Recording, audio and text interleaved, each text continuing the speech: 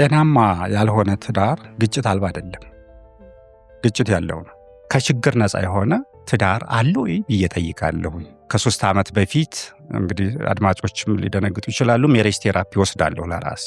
3 የሚሰጠኝን የምክር አገልግሎት ባለሙያ ይሄ ቻሌንጅ እኮ እኔ ጋር መሆኑ ነው የገረመኝ አልኩ። ያ ማለት ምን ማለት ነው? ባለሙያ ጋር የሚሆን እኔ ጋርም አንቺ ጋር ማንኛውም ጋር ትዳር ሊታመም ይችላል። ዋናው ግን መታከም ይችላል ነው። በጣም ውይይት የሚፈልግ ኤሪያ ነው አይመስልህም? እኔ እዚህ የስነ ልቦና ሙያ ውስጥ ስገባ ተዘጋጅቼ አውቄ ባልዘጋጅ የሚያዘጋጀኝ ተቋም አለ።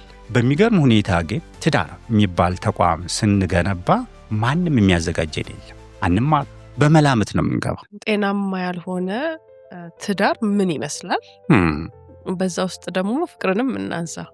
ፍቅር በቂ ነው ወይ? ብዙ ትዳር በፍቅር ይጀመራል። የሚያድገው የሚጎለብተው ግን በመቻቻል።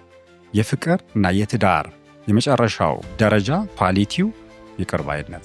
ስለዚህ ይቅር የማይባባል ትዳር ጤናማ አይደለም ማለት ነው። ብዙ የትዳር ፍቺዎች በ5 ዓመት ውስጥ ነው ይባላል። በ5 ዓመት ውስጥ ይፋታሉ ወደ 69-70% አካባቢ። ትዳር ውስጥ ግጭትን ከሚያባብሱና ለፍቺ ከሚዳርጉ ነገሮች የሚዳ መደበላለጥና ሚናን አለማወቅ። ከላይ ስናየው 2 ሰዎች የተጋቡ ይመስላል። በፍጹም 2 ሰዎች አይደሉም የተጋቡት። ግን ምናየው 2 ሰው ነው። 6 ሰዎች ናቸው ትዳር ውስጥ ያሉት። ባልና ሚስት ሲጋቡ ስንት % የሚተዋወቁ ይመስልሻል?